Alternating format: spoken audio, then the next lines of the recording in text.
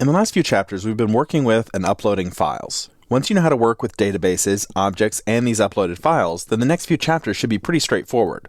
Essentially, we'll just be pulling together all of these concepts.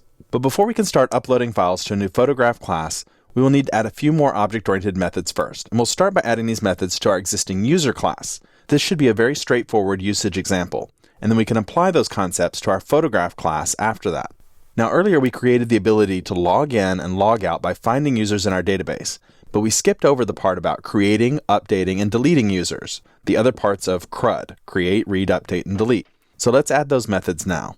So we're going to be switching from the B2B sandbox back to the photo gallery. So open up that photo gallery directory again, and we're going to be working on user.php to begin with. So I'm going to open that up. Now, if you remember, we had gone through and created some authentication methods, as well as some common database methods. And we talked about why we wouldn't be able to move those up to database objects until we have the ability to do late static bindings.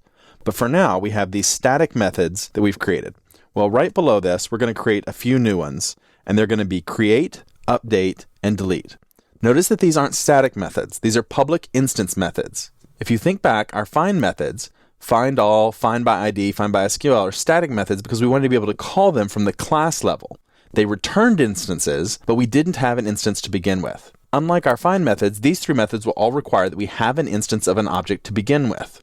We'll want to add or update its attributes in the database or delete its database entry altogether. In each of those cases, though, we're going to have an object to start with, an object that we want to save to the database or an object that we want to update in the database. Now, just like those static methods we created earlier, we might eventually want to promote these to the database object class, keeping in mind any problems with early static binding.